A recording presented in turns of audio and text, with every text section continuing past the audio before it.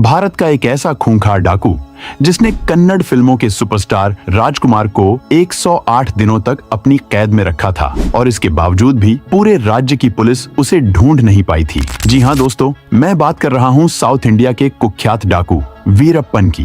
वीरप्पन का बचपन जंगलों में ही बीता था और वो जंगल के हर कोने से अच्छी तरह वाकिफ था। उसने जुर्म की दुनिया में अपना पहला कदम महज 15 साल की उम्र में रखा था, जब उसने एक फॉरेस्ट ऑफिसर को सिर्फ इसलिए कुल्हाड़ी से मार डाला था क्योंकि उस ऑफिसर ने वीरप्पन को गाली दी थी। इस वारदात के बाद वीरप्पन गांव से फरार हो गया और उसने जंगल में काम कर रहे जंगली जानवरों के तस्करों के एक गिरोह को ज्वाइन कर लिया। लेकिन वो सिर्फ एक सदस्य बनकर नहीं रुका, बल्कि अपनी मेहनत, होशियारी और निडर स्वभाव के चलते जल्द ही वो इस पूरे गिरोह का सरदार बन गया और अब उसके निशाने पर थे हाथियों के दांत और चंदन की लकड़ी। उसने देखते ही देखते इन दोनों की तस्करी का एक बड़ा नेटवर्क खड़ा कर लिया और कुछ ही सालों में वह बेहद अमीर और ताकतवर बन गया। इतना ताकतवर कि अगर कोई उसके रास्ते में आता, फिर चाहे वो कोई आईपीएस अफसर हो या पॉलिटिशियन, वीरप्पन उसे बख्शता नहीं था। उसने अपने जीवन में 184 से ज्यादा लोगों को मौत के घाट उतारा था और 200 से ज्यादा भी हाथियों का शिकार किया था।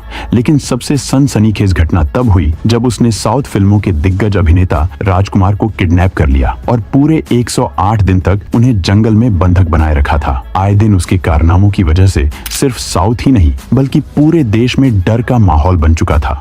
लेकिन दिक्कत ये थी कि जो भी शख्स वीरप्पन की तलाश करने जंगल में जाता था वो कभी जिंदा लौटकर वापस नहीं आता था। लेकिन फिर एक दिन हालात बदले और वीरप्पन को अपनी आंखों का ऑपरेशन करवाने के लिए जंगल से बाहर आना ही पड़ा।